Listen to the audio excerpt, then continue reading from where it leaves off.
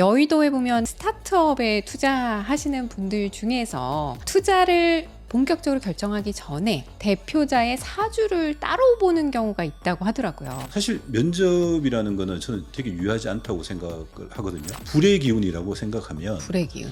불이 되게 강하면 물을 부어서 불을 끄는 방법이 하나 있고요. 흙을 덮어서 불의 에너지를 흙으로 빠져나가게 하는 방법이 있어요. 어느 게 현실적으로 실현 가능성이 높을까요? 삼성의 이명철 회장님 같은 경우에는 네. 옆에 유명한 관상가가 앉으셔가지고 뭐이 사람 뽑아라 말아라 이런 조언을 해주셨다. 명리를 이야기하시는데 갑자기 생태계 파괴자? 정말 많은 기업에서 핵심 인재들이 떠나는 가장 큰 원인이 CEO가 운이 되게 좋아요. 네. 근데 운이 나쁜 운기의 흐름이 되게 안 좋은 임원이, 제가 궁합이 없다라고 말씀을 드린 거는 다른 사람과 결혼을 한다고 해서 그 사람의 삶이 나아질 수 있느냐, 이름으로 사람의 운명이 바뀔 수 있으면.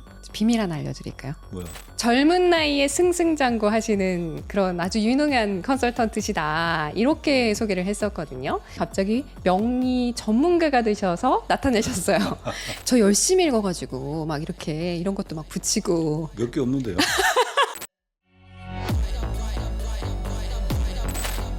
커리어가 업그레이드 되는 잉글리쉬 커빙의 박혜리입니다. 커리어를 업그레이드하기 위해서는 정말 많은 요소가 필요하죠. 커리어 업그레이드를 위해서 필요한 전문성을 요소요소에 가지고 계시는 그런 전문가분들을 모시고 그분들의 인사이트가 담겨있는 이야기를 들어보는 시간입니다.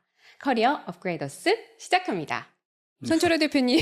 안녕하세요. 안녕하세요. 네. 어서 오세요. 네. 반갑습니다. 저하고는 굉장히 오랜 시간 아셨어요. 그렇죠? 대표님이 커리어 전환기를 막 겪으실 때 제가 좀 뵀던 것 같아요. 그쵸? 그렇죠. 네. 대표님 같은 경우에는 20여 년간 경영 컨설턴트로 아주 활동을 활발하게 하셨어요. 그때 아마 막바지 정도에 제가 대표님을 알게 됐던 것 같은데 그때 이제 소개해줬던 친구가 뭐라고 대표님을 소개를 했었냐면 회사에서 젊은 나이에 승승장구 하시는 그런 아주 유능한 컨설턴트시다 이렇게 소개를 했었거든요. 그리고 당시에 또 아마 어떤 모 공영방송에서 사회이사로도 활동을 하셨던 것 같고 그다음에 그 이후에는 또 사모펀드에서도 활동을 하셨고 그리고 또 어떤 단체에서 그 이후에 대표로도 재직을 하시기도 하셨고 굉장히 활발하게 다양한 분야를 섭렵을 하셨어요. 아무튼 30대 후반이셨나? 그랬던 것 같은데 그때 벌써 이미 전무 부사장급의 위치에 올라가셨더라고요. 그만큼 유능하셨던 분이고 능력을 인정받으셨던 분이에요. 근데 어느 순간에 갑자기 명리에 꽂히셔가지고 명리 책을 한번 쭉 읽어보시더니 치과에 들어가시면서 그 다음에 갑자기 명리 전문가가 되셔서 나타내셨어요. 그리고 네. 얼마 후에 갑자기 또 책을 내신다 그러고 굉장히 이분은 뭐야? 어떻게 이렇게 막 분야를 확확 바꿔가시면서 또 그 분야의 전문가 반열을 이렇게 빨리 올라가실 수가 있지? 라는 생각을 한 적이 있었거든요. 근데 제가 지나왔던 길을 그렇게 설명을 들어보니까 네. 제가 전문가가 맞나요? 원래 전문가는 한 분야를 되게 깊게 파고들어야 되는데 말씀하신 것처럼 저는 그 길을 여러 개를 걸어왔는데 네. 제가 전문가가 맞나 싶기는 하네요. 네. 저는 사실 그게 어떤 전문가라는 것이 이제는 옛날에 그동안에 우리가 가지고 있었던 그런 통념에서는 좀 달라지지 않나라는 생각이 들어요. 그러니까 그 여러 가지 분야가 연관이 없는 게 아니잖아요. 그렇죠. 네. 그런 분야들을 쭉 섭렵을 하시면서 그 가운데서 뭔가 통섭이 일어나지 않을까라는 생각은 저는 하거든요. 그렇죠. 제가 최근에 되게 생각을 많이 했던 게 그런 거예요. 사실 제가 컨설팅을 하고 말씀하신 것처럼 이렇게 방송국 쪽에도 있고 이랬던 게 제가 지금 하는 일에 되게 도움이 많이 돼요. 그래서 오히려 명리 전문가가 되기 위한 어떤 커리어를 쭉 밟아온 게 아닌가 그런 네. 생각을 많이 하는데 제 사주적으로 봐도 그런 현상이 좀 많이 나 있고 그렇죠. 그래서 명리를 보면 그런데 혜림 씨가 찾고 있는 전문가가 제가 만든지는 저도 확신은 없습니다. 정확한 전문가십니다. 네, 알겠습니다. 예. 왜냐하면은 네. 제가 당시에 굉장히 이렇게도 길을 또 찾으셨구나 하는 생각을 하면서 동시에 저도 상담을 갔었지 않습니까? 그렇죠. 대표님한테. 그러면서 이분 조금 다르다. 다른 분들하고 굉장히 큰 경쟁력, 차별성을 가지고 계시는구나라고 느꼈던 것이 사전에 어떤 경영 분야에서 전문성을 닦아오셨기 때문에 이런 산업 전반에 대한 분위기, 그 어떤 문제점들 혹은 요소 여러 가지 원리들, 그 다음에 또 어떤 사람의 문제, 조직의 문제 등등을 다 알고 계신 그 바탕 위에 명리를 쌓아 올리니까 약간 같은 말씀을 하셔도 상담이 좀 달라지는구나라는 걸 느낀 적이 많이 있어요. 그래서 제가 친구도 좀 소개를 많이 했던 네, 기억이 그렇죠. 있고요. 네. 그 친구들은 다 보면 이력을 어떻게 내가 가져가야 되느냐, 이직 때문에 고민을 했던 경우들이 많이 있었고, 그래서 그 친구들이 대표님을 뵈서 또 거기서 상담을 하고 오면, 길을 좀 내가 확실하게 찾은 것 같아. 라는 얘기를 하고 오거든요. 그래서 본인 스스로도 업그레이드를 하셨구나, 커리어적으로. 라는 생각을 하게 되거든요. 이게 두 가지 측면이 있을 것 같은데, 말씀하신 것처럼 제가 백그라운드가 경영 쪽이기 때문에 경영 쪽에 계시는 분들한테는 이게 도움이 좀 되는 것 같아요. 예, 사실 이제 기업을 하거나 성공해서 사업가가 되신 분들 중에 명리학에 관심 있는 분들이 되게 많아요. 왜냐하면 이분들이 이렇게 성장해 오는 과정에 이게 완전히 자기의 능력이나 기회만 가지고 성공한 건 아니다라는 거를 본능적으로 느끼고 계신 분들이 되게 많더라고요. 맞습니다. 예, 예를 들면 똑같은 상황에서도 어떤 운이라는 게 좀 작용이 됐고, 사실 우리가 세상에 너무 많은 변수들이 있기 때문에 어떤 특정 요소가 완전한 뭐 통제 변수를 가질 수는 없거든요. 그렇죠. 이러다 보니까 이 보이지 않는 손이라고 표현하는 그 경제학에서 이야기하는 거와 좀 다를 수는 있지만 이게 운이라는 게 작용했다는 걸 본능적으로 아시는 분들이 많기 때문에 이런 분들이 명리 상담을 요구하는데 사실 명리학자들은 경영을 모르죠.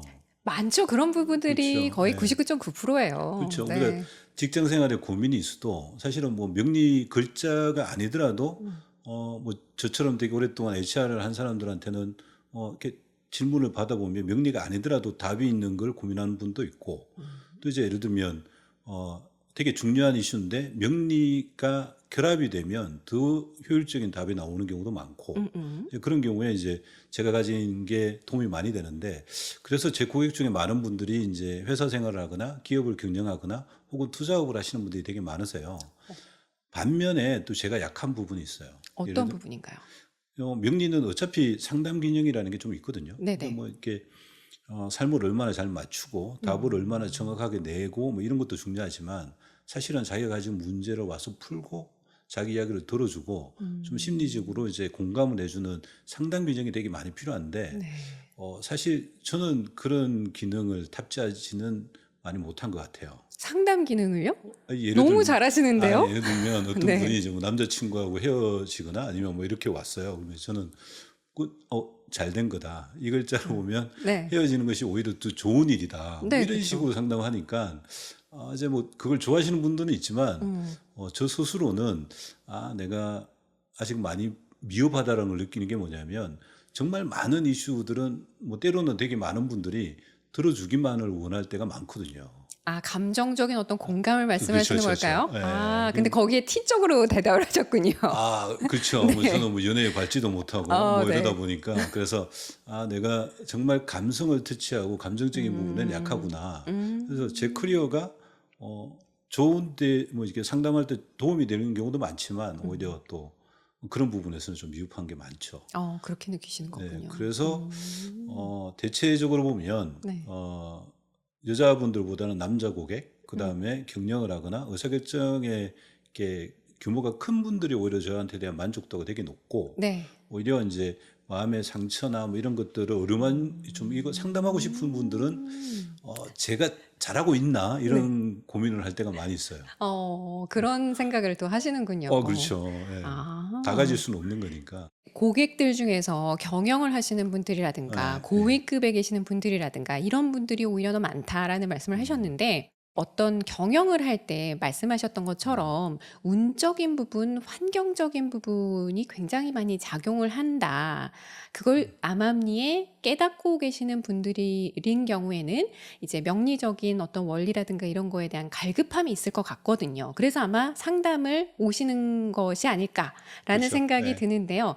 또 한편으로는 아니 무슨 사주 명리를 경영에 어떻게 적용해 말이 돼? 뭐 이렇게 그냥 아주 부정적으로 생각하시는 분들도 계실 것 같아요.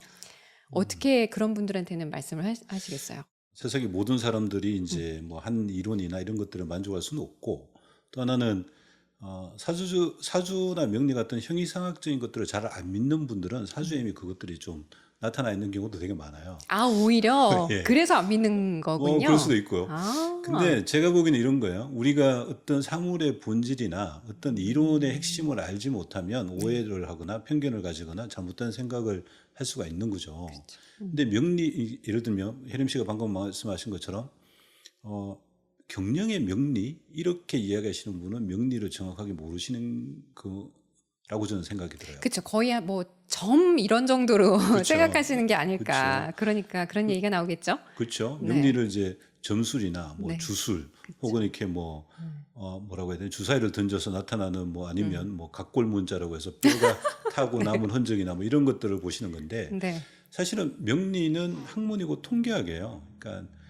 우리가 매 60년마다 환갑이라고 해서 자기가 태어난 대로 돌아가는데, 매 60년마다 자기하고 똑같은 사주가 태어나기 때문에 뭐 명리 역사가 한 3,000년이 됐거든요. 3,000년 동안 매 60년마다 발생하는 동일한 사주가 가지고 있는 삶의 원리들을 파악한 학문이기 때문에 네.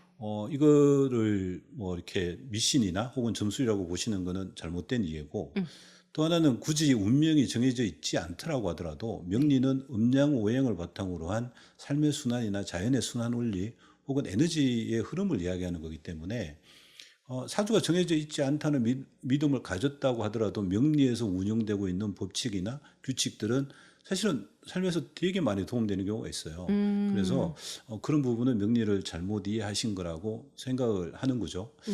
근데 우리가 사실 따지고 보면 사람이라는 것이 이제 뭐 어떤 경우도 합리적인 의사결정을 할 수가 없고, 또 우리가 어떤 사물을 파악하고 그 사람의 능력을 파악하기 위해서 되게 다양한 인덱스를 가져오잖아요. 그렇죠. 사실 우리가 뭐 MBTI도 우리가 우리 뭐 MBTI나 뭐 기업에서 하고 있는 인적성급사, 네. 면접 이런 것들은 맞아요. 다 그 기법을 통해서 사람을 파악하려고 하는 건데, 사실 면접이라는 거는 저는 되게 유효하지 않다고 생각을 하거든요.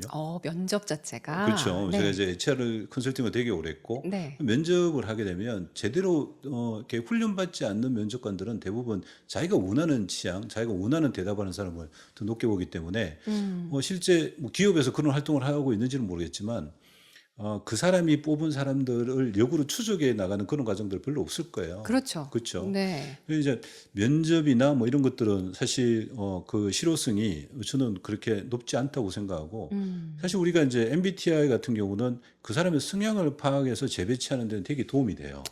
그렇죠. MBTI도 이제 그런 효과가 있고, 그렇죠. 근데 명리는 MBTI에 대해서 사람의 길흉하복을 보는 건데, 길흉하복을 안 믿다고 하더라도 사실 명리에서 나오는 여러 가지 이론이나 그 사람에 대한 성향은 MBTI보다 더 정확한 게 많기 때문에 제 입장에서는 명리가 그 어떤 기준보다도 경영이나 의사결정, 네. 굳이 경영이 아니더라도 내가 사람과의 관계나 어떤 뭐 의사결정을 할 때 되게 유용하게 쓰이는 법칙들이 너무 많이 있어요. 굳이 명리를 네네. 사람의 길흉하복을 점치거나 뭐 운이 좋다 나쁘다라고만 판단하실 거는 아니라고 아니다. 뭐 결혼하기 전에 궁합 정도 본다. 요런 개념을 가지고 접근하시는 분들은 아마 그런 단편적인 생각을 하셨을 수 있을 것 같은데, 지금 대표님 말씀해 주신 요런 부분들에 대해서 이해를 좀 하시면 그다음엔 아마 조금 생각을 달리하지 않으실까라는 생각이 드네요. 그렇죠. 네. 명리를 제대로 모르는 게 되게 많죠. 저도 뭐 사실 저한테 오시는 분들 중에 이제 명리하고 신점을 구분 못 하시는 분도 있고, 그렇죠. 그렇죠. 명리를 주역하고 구분 못 하시는 못 분도 하시는 있고, 분들. 많은데 이건 뭐 정말 그 통계예요. 네. 이게 그러니까 사주에 들어있는 8개가 가지고 있는 글자가 가진 음양 오행을 바탕으로 한 여러 가지 자궁들을 보는 건데, 예를 들면 굳이 길흉하복이 아니더라도 이런 게 있어요. 에너지가 되게 한 에너지가 되게 강해요. 그러면 이 강한 에너지를 제압해서 쓸 수 있는 방법은 두 가지가 있어요. 네. 그 에너지의 힘을 빼든지 혹은 혹은 이 에너지를 뭐 두드려 잡는지 혹은 이걸 완전히 제압한다든지, 이 두 가지가 있거든요. 네. 예를 들면 그 에너지가 이제 예를 들면 불의 기운이라고 생각하면 불의 기운. 불이 내 사주팔자에 8글자 중에 한 6글자가 있어요. 되게 많아요. 그런 분이 계시나요, 실제로? 8개가 다 불인 사람도 있죠. 어머나, 네. 그렇구나. 그러면 이 에너지 흐름, 네. 예를 들면 우리가 이건 실생활에서 하면 네. 내가 이기지 못하는 되게 거대한 장애인이 있다고 생각을 해보시죠. 네. 그럼 이거를 우리가 회피하거나 뭐 아니면 저걸 극복하는 두 가지 방법이 있는데, 극복은 두 가지 방법이 있어요. 불이 되게 강하면 물을 부어서 불을 끄는 방법이 하나 있고요. 그렇죠. 그렇죠? 네. 혹은 흙을 덮어서 불의 에너지를 흙으로 빠져나가게 하는 방법이 있어요. 그렇죠? 네, 네. 어느 게 현실적으로 실현 가능성이 높을까요?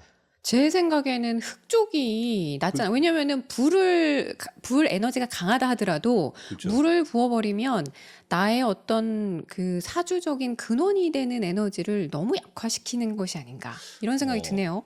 아닌가요? 혜윤 씨 답변은 되게 예상을 초월한 건데 예를 들면 이런 거죠. 물로 불을 끄려면 불이 되게 강하기 때문에 오히려 물이 증발할 수가 있어요. 네. 그리고 되게 강한 불에 약한 물을 얹으면 오히려 그 불 기운을 더 강하게 할 수가 있어요. 아, 예를 들면 그래요? 상대방이 되게 화가 나 있는데 예. 내가 그거를 제압하려고 네가 틀린 거야 라고 이야기하면 화가 더 증폭이 되거나 네. 내가 명확한 논리가 없이 그러니까 이거는 약한 물을 의미하겠죠. 본인은 아. 되게 강하게 화가 나 있는데 네. 약한 물로 네가 틀린 거야 라고 하면 오히려 상대방이 더 화가 나는 거죠. 근데 그거보다는 이 에너지를 뺄 수 있는 다른 방법을 쓰는 게 네. 훨씬 더 유효한 거죠. 그쵸. 그러니까 이게 이제 명리에 나오는 되게 사소한 이론 중에 하나인데 네. 이게 뭐 실생활로 접근하면 많죠. 우리가 회사에서 우리가 상대가 되게 강할 때 어떻게 이 상대를 더 나한테 유용한 존재로 만든다든지 이 것들을 어떻게 극복할 건지 이런 것들에 대해서 되게 많은 노하우를 줄 수 있는 게 명리학에 나오는 수없이 많은 이론들이에요. 그런 지혜를 담은 그렇죠. 학문이 명리학이군요. 그렇죠. 그래서 네. 명리를 단순히 기륭화복을 보는 거라고 생각하는 것도 1차원적이고 그러네요. 그렇기 때문에 안 믿는다는 더 좀 이해할 수 없는 거고 명리학을 공부해 보면 정말 많은 삶의 지혜들이 들어있어요. 아. 사실은 우리나라에서는 명리학을 대부분 조선시대 때 선비들이 네. 이제 공부한 것들인데 이 선비들이 이 명리학을 언제 공부하냐면 20대에 과거에 급제해서 잘 나갈 때는 이 학문을 접하지를 않아요. 근데 때가 지나서 네. 나는 열심히 하고 나는 정말 뛰어나고 네. 군주를 정말 충성으로 보필하는데 나는 왜 왕에서 이렇게 멀어져 있을까? 이때 이 학문을 보면 제일 잘 이해할 수 있는 거죠. 내 그릇과 내 복과 내 명예의 한계는 여기까지구나. 그렇게 해서 안분지족을 가지고 말년을 보내는 거거든요. 그거 요새도 유효한 얘기 아닙니까? 비슷하지 않나요? 중요하죠. 그죠. 어쨌든 자기 자신을 아는 거, 자기 운의 흐름을 아는 건 되게 중요한데. 네, 네. 근데 어쨌든 그 방금 혜림 씨가 질문한 네. 명리학을 어떻게 경영? 근데 전 지금까지 경영 전문가로 살아왔다라고 평가를 받을 정도의 커리어를 가지고 있는데 제가 가졌던 어떤 경영 이론보다도 명리가 더 정확한 경영 이론으로서 저는 자리 잡을 수 있다고 생각하고 그래서 제가 쓴 책도 명리 경영이에요. 그렇죠. 네. 요 책이죠. 리더를 위한 명리 경영이라는 책인데요. 저 열심히 읽어가지고 막 이렇게 이런 것도 막 붙이고. 몇 개 없는데요. 아이, 부분이 다 있습니다. 네. 그래서 막 질치면서 열심히 공부를 했어요. 근데 아니, 그러려면 이렇게 딱지 여러 개가 붙어야 되는데 저는 예리하시네요, 진짜. 네. 근데 사실은 이제 저도 명리에 관심이 있어가지고 아주 초보자예요, 저는. 그러다 보니까 이제 이 쭉 쓰신 글이 보면 어떤 부분에서 막 어떤 명리적인 용어가 많이 나오거나 하면 저 같은 초보자는 그렇죠. 이해하기가 조금 어려웠어요. 예. 그런데 오히려 그 실생활에서의 어떤 그 적용할 수 있는 부분을 실사례를 들어서 설명을 해주신 부분들은 굉장히 와닿았거든요. 어쨌든 말이 나온 김에 네. 한번 말씀을 드리면은 조직에 대한 이야기를 쭉 하셨어요. 특히나 제가 여기 이제 이 표시를 많이 붙인, 포스트잇 많이 붙인 부분에 특히나 제가 공감이 돼가지고 이렇게 많이 붙였는데 질문을 드려야 되겠다 하면서 어떤 부분이냐면 이 생태계 파괴자를 속아내라. 뭐 이런 부분이 있었거든요. 그렇죠. 되게 기억나실지 중요하죠. 모르겠지만. 그래서 이게 뭐지? 생태계 명리를 이야기하시는데 갑자기 생태계 파괴자? 그래서 이렇게 쭉 봤어요. 봤더니 이 생태계 파괴자라는 개념 자체를 그러니까 조직을 파괴하는 조직 문화를 파괴하는 그런 사람을 일컬어서 생태계 파괴자라고 지칭을 하신 그쵸. 거더라고요. 네. 근데 굉장히 많이 공감이 됐던 게 저도 보면 그 지금은 뭐 저의 회사를 하기도 하고 또 약간 뭐 한시적으로 좀 몸담고 있는 조직도 있기도 합니다. 그런데 제 어렸을 때의 커리어를 생각을 해보면 저는 제가 속했던 조직의 운, 그리고 상사복, 소위 음. 이런 것들이 그렇게 많지 않았다고 생각을 하는 사람 중에 한 명이거든요. 그러다 그렇죠. 보니까 예. 힘들었어요. 그 음. 어떤 조직 생활을 하는 것이. 그래서 제가 어떤 생각을 했었냐면, 나는 조직 부적응자인가? 조직을 적응해 나가는 것이 음. 나한테는 안 맞는 건가? 나는 그냥 내 일을 해야 되는 사람인가? 이런 생각을 많이 했었거든요. 근데 그때 당시에 제가 만났던 분들 중에서 제가 왜 회사를 그만뒀어야 됐고, 그다음에 다른 조직으로 옮겨가기를 결정을 했었는지를 생각을 해보면 결국은 그때 당시에 그러니까 소위 대표님이 여기서 말씀하신 생태계 파괴자이신 분들이 저희 조직에 계셨어요. 그건 어느 조직이나 있죠. 예. 네. 가정에도 있고. 예. 있죠. 그렇죠. 그게 예. 너무 힘들더라고요. 그래서 네. 그분하고 그분이 그런 분들이 이제 계셔도 그걸 잘 이렇게 유하게 넘어가시는 분들도 계시지만 당시에 저 같은 경우에는 사실 그런 내공이 좀 부족했었을 수도 있는 거고 너무 어렸을 수도 있는 거고 그게 너무 감당하기가 힘들더라고요. 아니 근데 명리학자를 앞에 두고 뭐 네. 자신이 그때 능력이 없거나 뭐 감당을 못했다고 표현하는 건 아닌 것 같고요. 그런가요? 그것도 이미 어느 부분 많은 부분 음. 혜림 씨가 어떤 가치관과 어떤 역량을 가지는지가 사주에 들어있기 때문에 이미 아시죠? 네. 근데 이런 질문은 사실은 엄청 거대한 질문이죠. 음.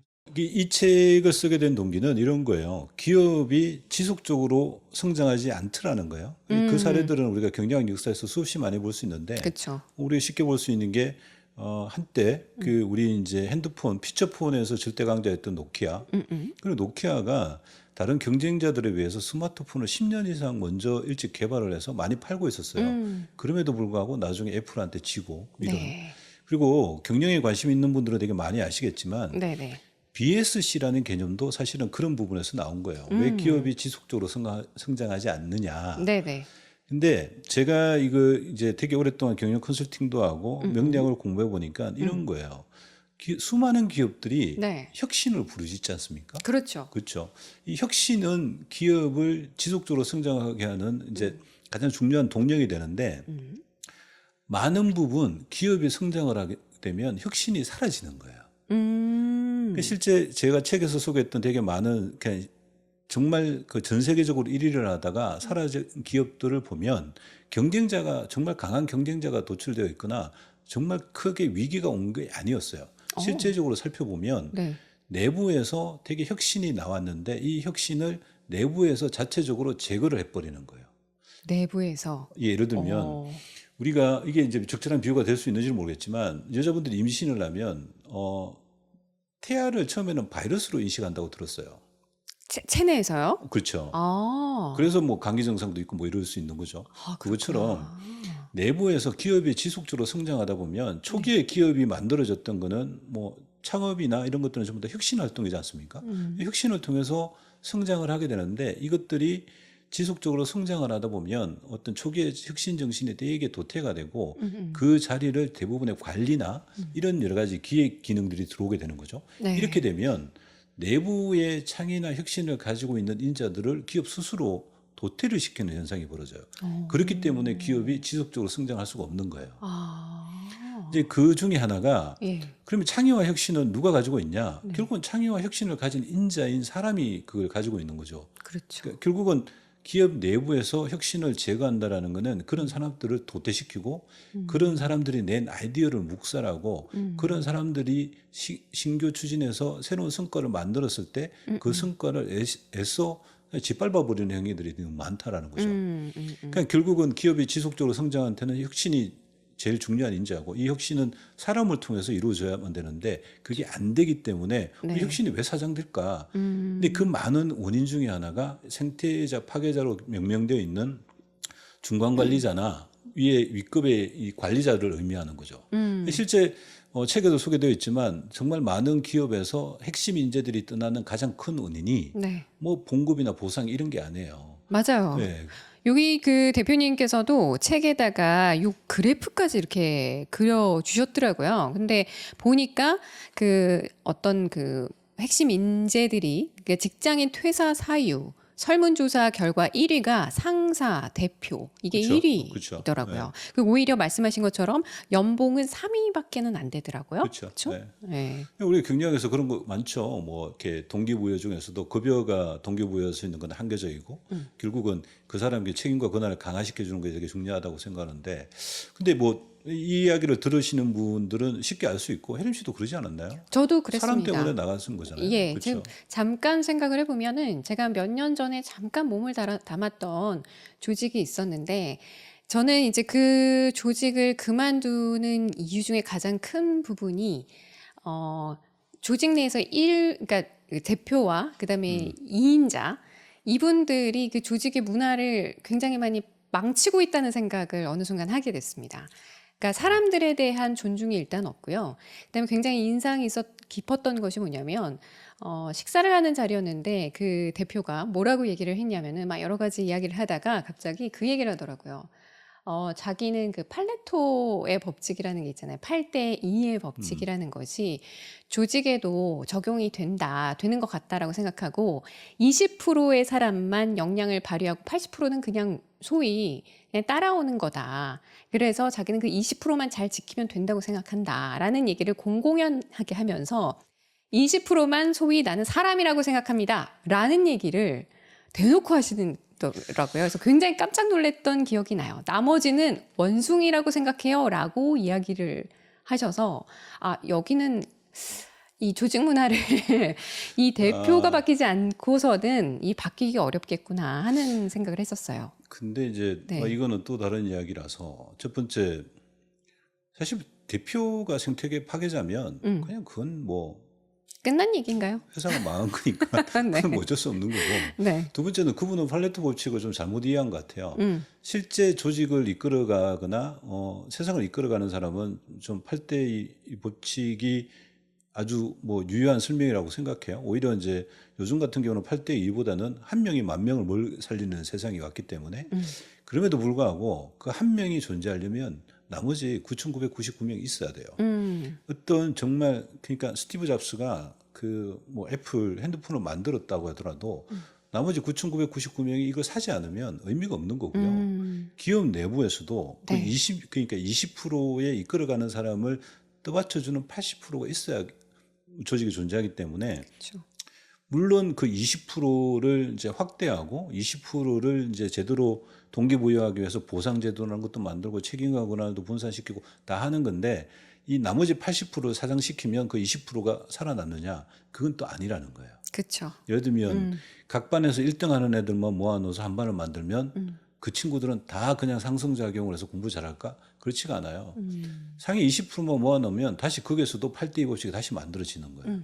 그래서 제가 팔레트 법칙을 뭐 전문가처럼 설명할 수는 없지만 제가 경험한 세상이나 조직을 관리하는 입장에서는 세상을 이끌어가는 20%만 그 보호해서는 안 된다라는 거예요. 실제 제 기억으로는 일본에 그런 실험이 있었는데 네. 일본은 좀 수구 문화하고는 다르죠. 수구 문화 같은 경우는 이제 완전히 차등 보상, 뭐 성과 보상 뭐 이런 개념을 많이 해서 일을 잘하는 사람한테 몰아주는 보상 제도를 가지고 있는데 예전에는 일본에 이런 실험이 있었대요. 네. 정말 핵심 인재한테 저 친구한테 남에 비해서 얼마나 보상을 차등시켜주면 저 사람이 나갈까? 이건 반대죠. 네, 일을 반대네요. 잘하는 사람은 돈을 많이 줘야 되는데. 네. 근데 일본은 그런 게 있었대요. 약간 전체적인 조직 문화도 있고, 그래서 내가 너무 차별을 받게 되면 본인 스스로 이걸 되게 불편하게 생각해서 회사를 그만두는 경우가 있다는 거예요. 그러니까 20%를 제대로 대우하는 것보다 그 20%가 이 조직이 건전하고 모든 사람들이 다 같이 살 수 있는 생태계가 만들어지기 위해서 자기가 더 열심히 하게 하는 것이 그 사람들의 에너지를 더 많이 가져가는 거지 20%를 보호한다고 해서 네. 20%가 동기부여를 받는 건 아니라는 거예요. 그러니까 실제 많은 그 세상을 바꾼 사람들은 네. 그게 금전적인 보상이나 뭐 동기부여보다는 내가 가지고 있는 역량이나 내가 가지고 있는 기회가 많은 사람들을 먹여 살리거나 많은 사람들한테 행복을 줄 수 있을 때 오히려 더 크게 동기부여를 받는 경우가 많기 때문에 네. 단순히 그분이 생각하는 것처럼 세상을 이끌어가는 사람들이 20%이기 때문에 20%만 생각한다. 이거는 정말 단순한 생각이고 그 사람은 절대 자기가 20% 안에 들어갈 가능성은 제가 봤을 때 없을 것 같습니다. 아,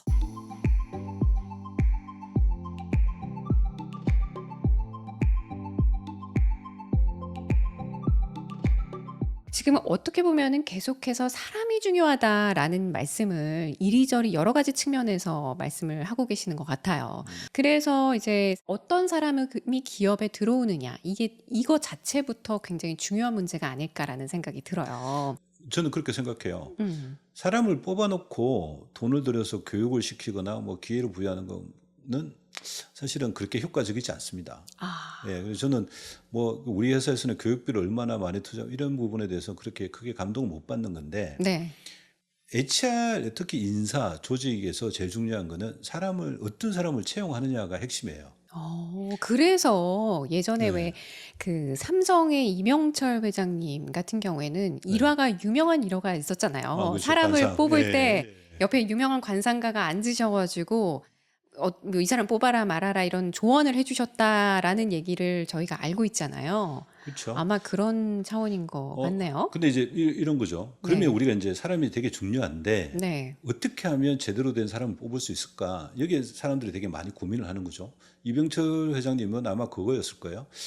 내가 저 사람에 대해서 되게 다양한 객관적인 지표, 예를 들면 어느 대학을 나오고, IQ가 뭐 지능이 어떻게 되고, 인적성 검사했을 때 어떻게 되고, 혹은 뭐 그 사람이 가지고 있는 성적표를 봐도 그 사람을 제대로 판단할 수 없다라는 거겠죠. 그렇죠. 그렇죠. 네. 그래서 이병철 회장은 자기가 가장 믿는 저 사람이 어떤 사람일까를 판단하는 기준을 관상을 통해서 뭐 보는 거고, 저는 그게 이제 사주명리라고 생각하는 거고, 최근에 이제 사주명리는 사실은 이제 개인정보 보호 때문에 그 사람의 생년월일시를 가지고 이제 뭐 쉽게 볼 수는 없고, 또 보는 게 또 비용도 엄청 들잖아요. 그렇죠. 그리고 또 네. 제대로 보는 사람이 세상에 그렇게 많지는 않아요. 맞아요. 이제 그러다 보니까 이제 뭐 사실 뭐 인적성 검사도 사람을 이제 우리가 제대로 그러니까 평가를 할 수 있는 이제 도구라고 생각하는 거고, 그리고 뭐 그 요즘 많이 쓰는 MBTI도 사실은 되게 사람의 성향을 판단하는 되게 중요한 도구이긴 하죠. 네. 근데 제가 이제 앞부분에 뭐 명리를 경영에 왜 도입해 뭐 이런 거하고 좀 연결해서 말씀을 드리면 네. 우리가 알고 있는 사람을 평가하는 기준들이 사실은 그렇게 정확하지가 않다라는 거예요. 예를 들면 어느 대학을 나오고 어떤 학점을 받았다라는 거는 업무 성과하고 상관관계가 정말 많이 떨어져요. 이병철 회장님은 관상을 통해서 그걸 본 거고요. 저는 개인적으로 관상을 어떻게 생각하냐면 관상은 약간 후행적인 개념이라고 생각을 해요. 후행적이다. 예를 들면 네.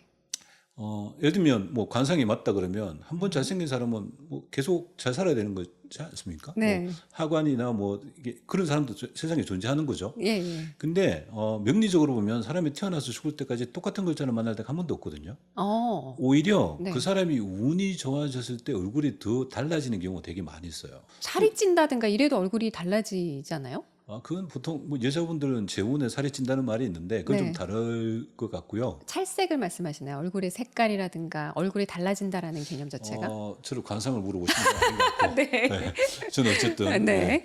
그리고 여자분들 같은 경우도 오히려 완전히 이제 뜯어고치고 잘 되는 경우도 많죠. 많죠. 네. 그거는 이뻐지니까. 그렇죠. 근데 사람이 그러니까 관상하시는 분들은 관상이 변했다고 생각하지만 수술을 하는 것 자체가 저는 사주에는 수술하는 시기가 있거든요. 그 사람이 그래요? 운이 좋게 들어올 때 네. 한 행위들이니까. 네. 그래서 오히려 저는 관상이 후행적이라고 생각하고, 근데 만약에 사주를 가지고 사람을 뽑는다 할 수만 있으면 좋죠. 근데 그 제약 요건이 너무 많아요. 책에도 소개시켜드린 것처럼 제대로 볼 수 있는 사람이 없고, 네. 개인 정보를 확인하기가 쉽지 않고. 그렇죠. 그래서 저는 그건 이병철 회장님이 정말 사람에 대한 중요성을 잘 알고 계시는 분이구나. 기업 활동에서 사람이 제일 중요한 걸 알고 계시는 분이구나. 저는 그런 측면에서는 엄청나게 강한 뭐 임팩트가 있고 되게 중요한 경영의 본질을 알고 계시는 분이다라고 저는 평가하는 거고요. 네, 네.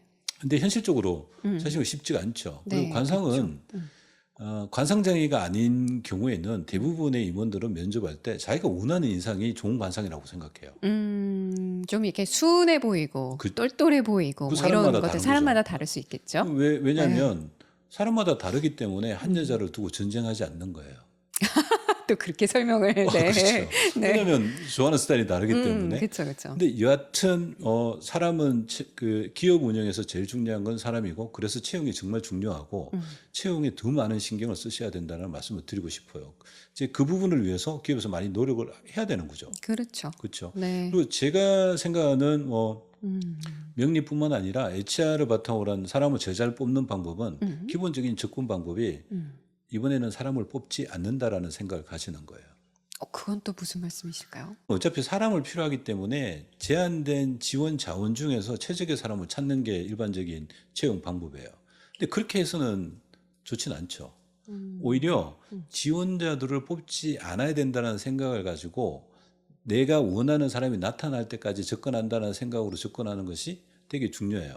특히 우리나라처럼 노동시장이 되게 경직되어 있는 사회에서는 사람을 채용하면 쉽게 자를 수가 없어요. 그렇죠. 그렇죠. 어렵죠. 그게 네. 이제 뭐 이렇게 노동 인권이나 노동 복지 측면에서는 의미 있을 수 있지만 네. 제 개인적인 생각은 회사도 되게 그건 불편한 결정이고 음. 그 사람의 인생에서도 되게 불편한 저는 결정이라고 생각해요. 왜 이런 표현을 쓰냐면 음.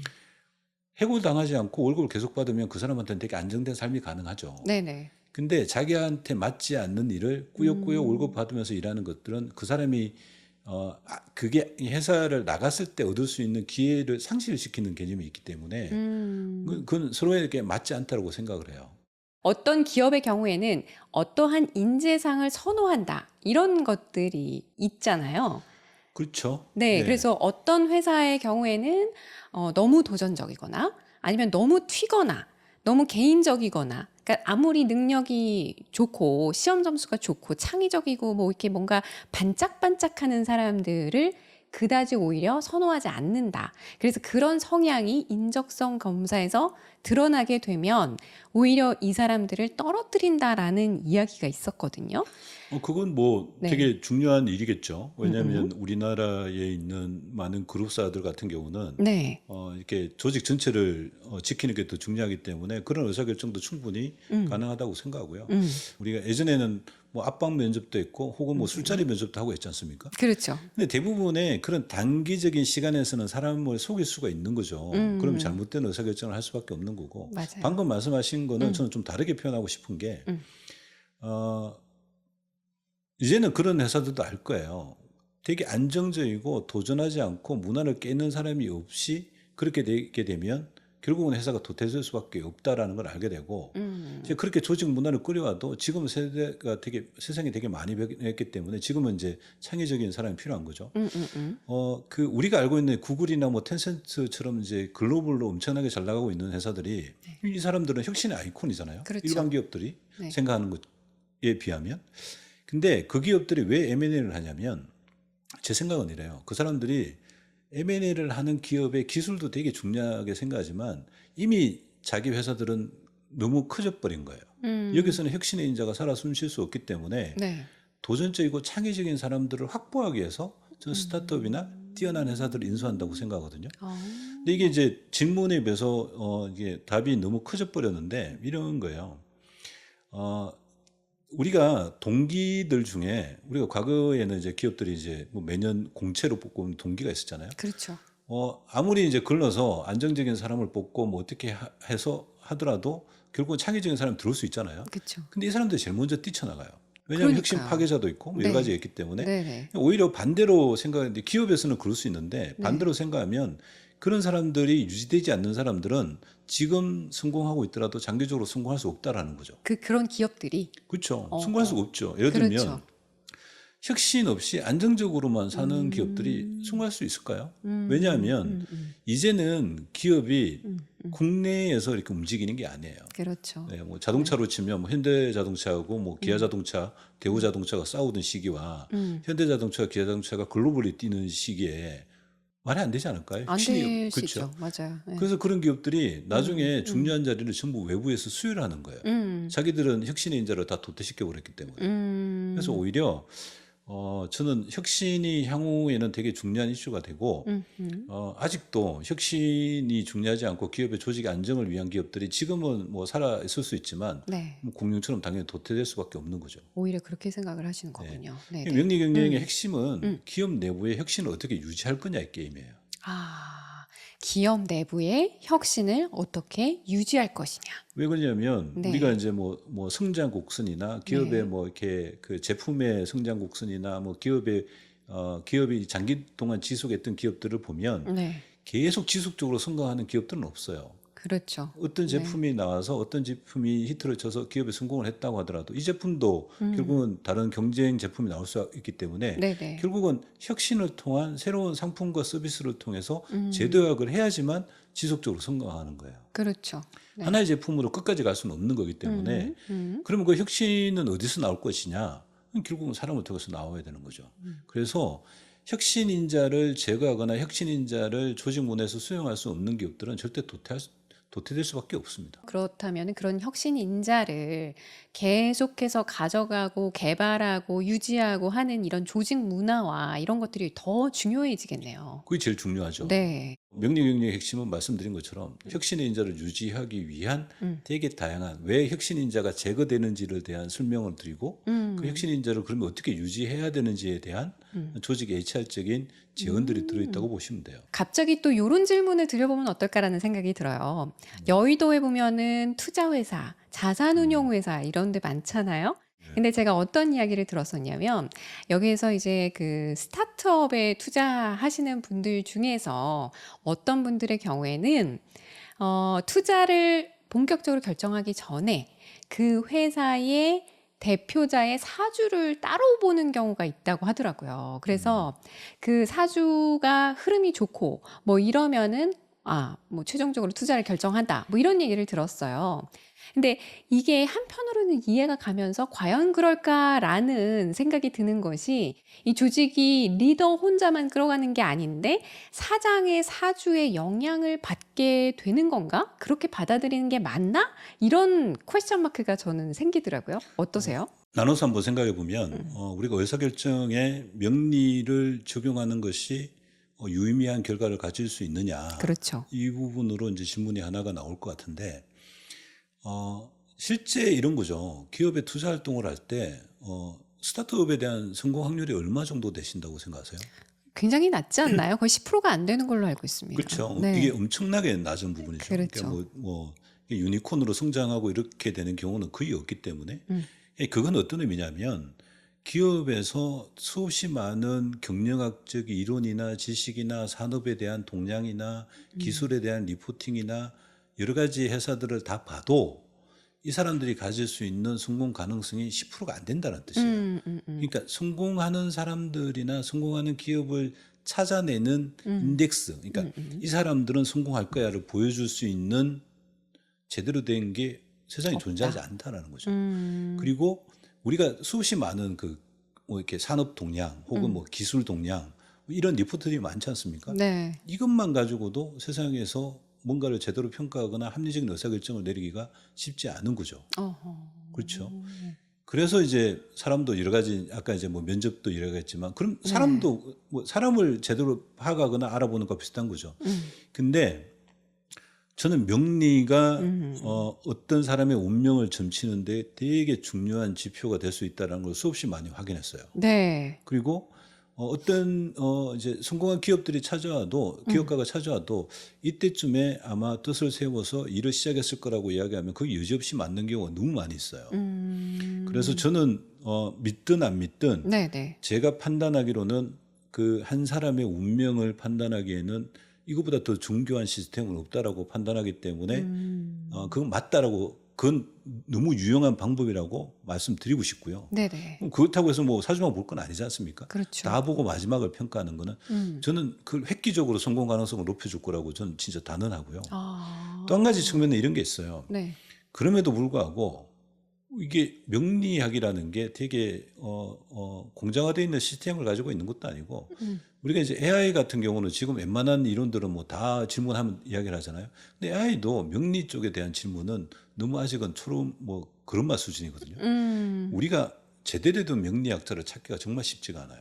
어렵더라고요. 그렇죠. 네. 그리고 이제 경영까지 아는 명리학자를 찾는 건 더더욱 쉽지 않기 어렵죠. 때문에 없죠. 그러니까 이게 되게 유효한 방법은 맞다. 그럼에도 불구하고 리스크가 있는 것들은 제대로 된 명리를 명리학자를 못 만날 수 있기 때문에 리스크가 있는 게 하나가 있고 음. 또 하나는 개인정보를 구하기가 그렇게 쉽지는 않아요. 그러니까 단순히 이제 보통 뭐 명리를 잘 모르는 사람들은 네.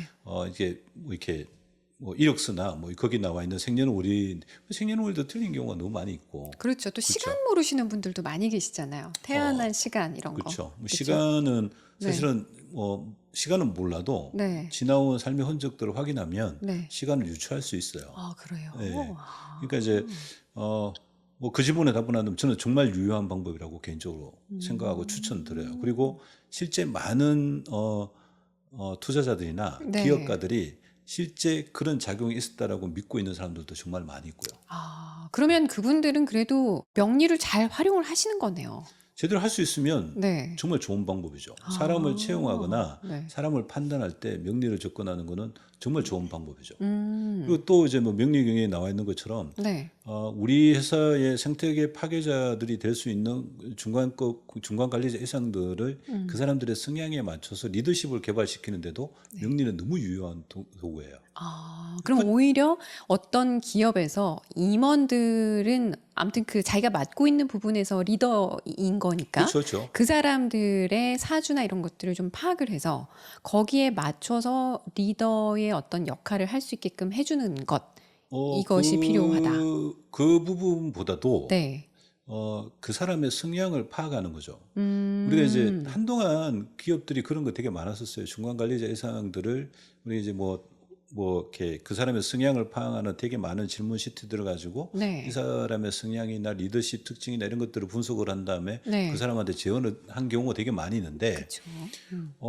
그런 부분에서 명리가 너무 유용한 도구예요. 그 사람이 어떤 리더십을 가지고 이 사람은 성향을 어떻기 때문에 이 사람하고 어떤 사람이 맞을 수 있고 이 사람이 보완을 어떻게 해야 되고 이런 것들은 명리적으로 너무 많은 그 인사이트를 줄 수 있기 때문에 네.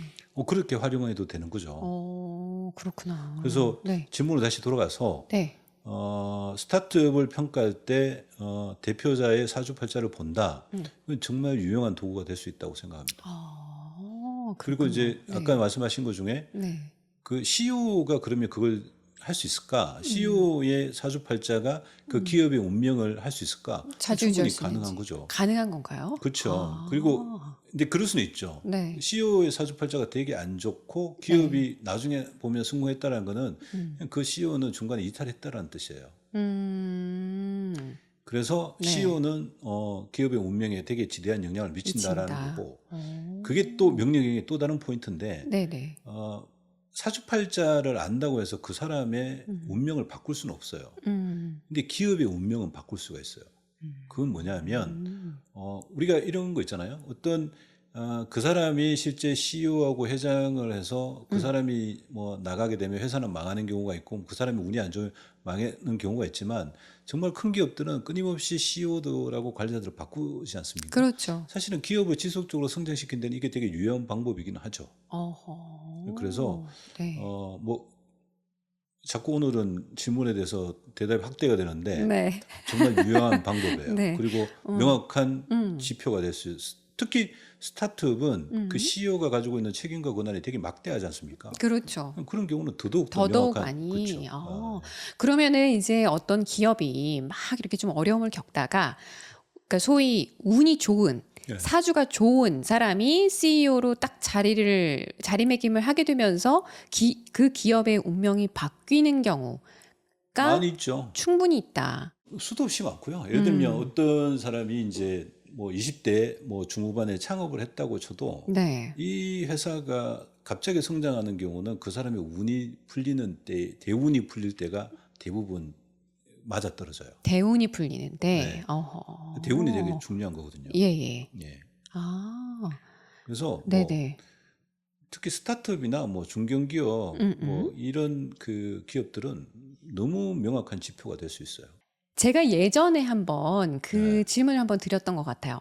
많은 그 전문가들, 사주 명리 전문가들이 궁합이라는 것에 대해서 되게 중요하게 생각을 하고 또 그 궁합을 물어보시는 분들 때문에 상담을 또 많이 하시기도 하고. 근데 대표님이 궁합이라는 건 사실 없다.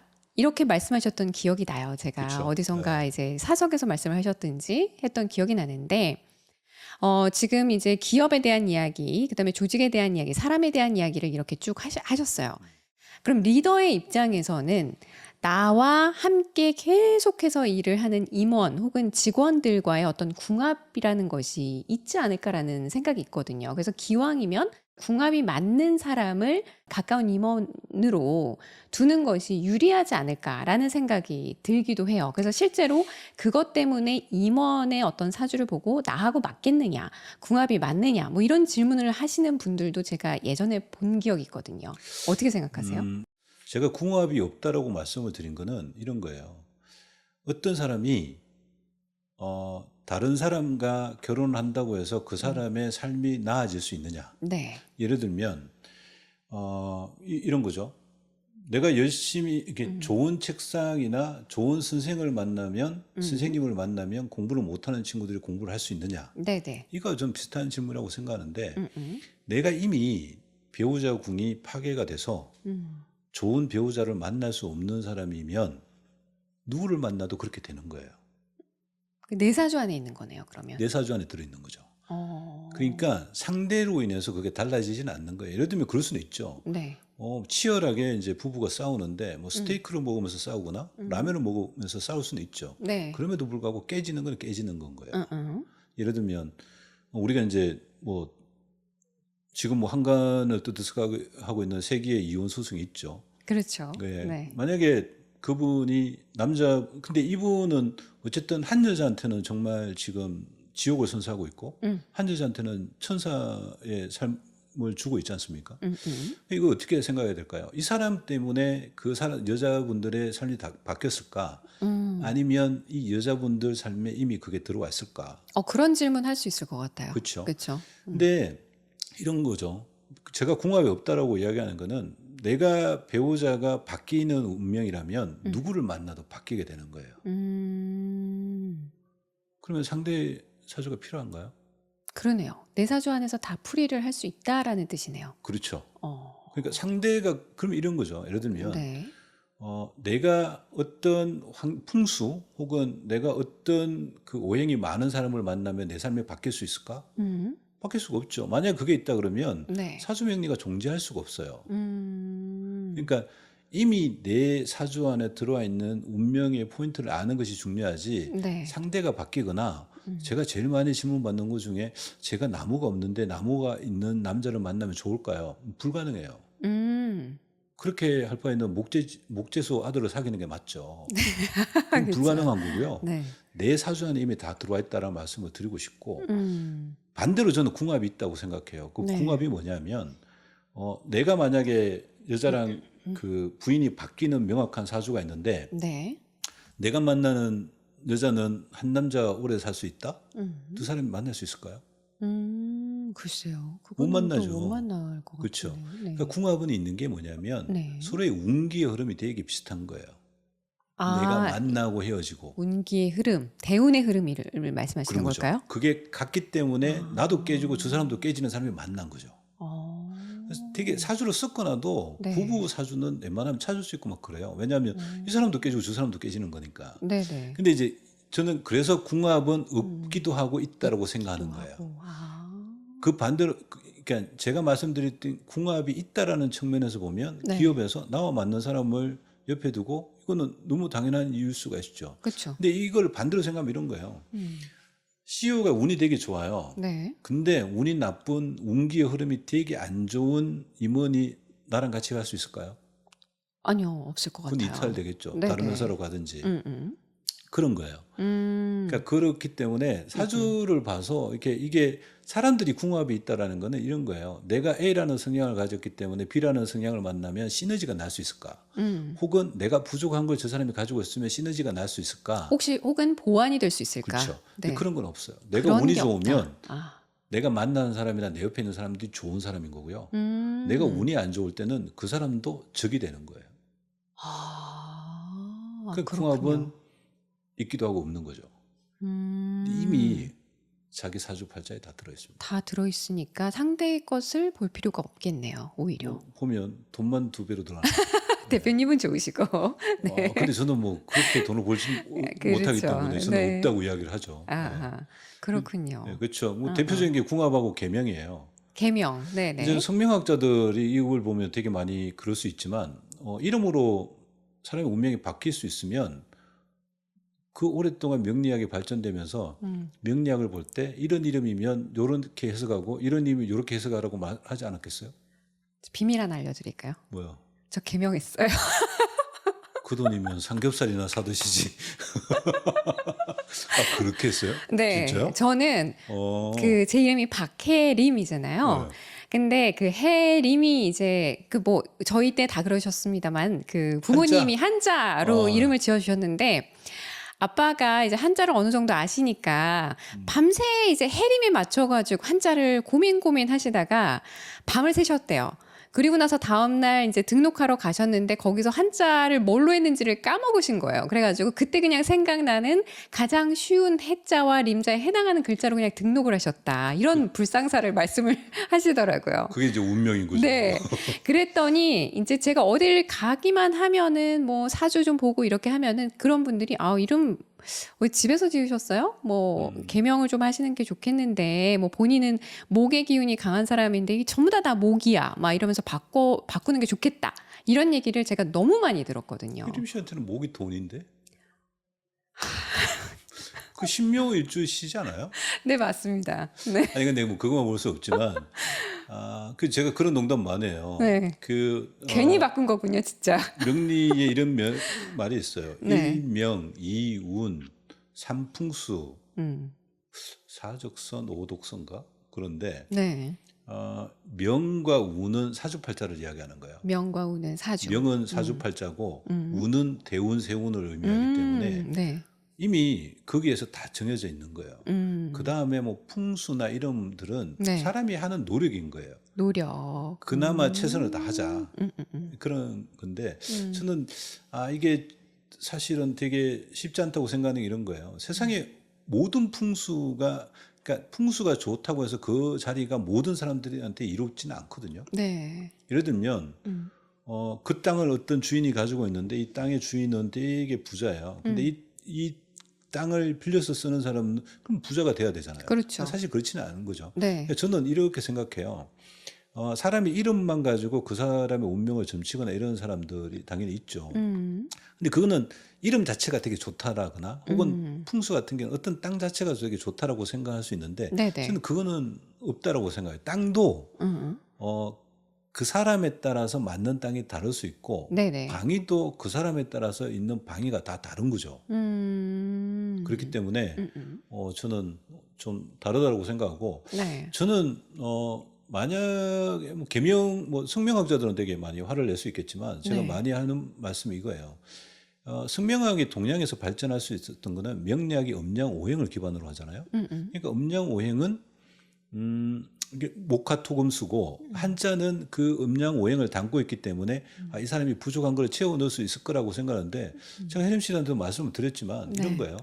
그렇다면 한자 문화권에 있는 사람들이 네. 영어 문화권 쓰는 사람들을 다 노비로 드리고 살아야죠. 그러네요. 왜냐하면 그 이름도 보완 못하는 그런 좀 들떨어진 민족들이 어떻게 세상을 지배할 수 있겠어요. 그래서 저는 성명학은 제가 확인한 바로는 믿을 수 없다라는 게 이제 제 개인적인 생각입니다. 오히려 그러네요. 근데 이제 우리가 이제 생각을 해야 될 거는 뭐냐면 네. 이런 거예요. 성명학까지 고려해서 뭐 내 아이 이름을 짓고 내 운명을 바꾸려고 노력하는 건 되게 중요한 이유라고 저는 생각을 하는데 네. 그럼에도 불구하고 이름이나 이런 것들 때문에 내 인생이 망치거나 불안해할 필요는 전혀 없다라고 생각하는 거예요. 그건 왜냐하면 주요한 변수가 아니기 때문에 굳이 그것 때문에 고민하고 불편할 바에는 네네. 뭐 돈을 들여서도 고치는 게 맞지만 제가 드릴 수 있는 말씀은 굳이 그렇게 할 바에는 내가 기분 좋아지는 옷 한 벌 더 사 입는 게 삶을 바꾸는데 훨씬 더 도움이 될 거라고 생각해요. 괜히 개명에 돈을 들였네. 아니 뭐 라는 생각이 드네요. 그리고 난 다음에 내 이름에 대해서 나는 이제 다시는 불만을 안 가지는 거는 되게 중요한 걸 수 있죠. 너무 어려운 한자로 바꿔서 제가 아직도 그 한자를 기억을 못 합니다. 네. 그렇구나. 예. 네.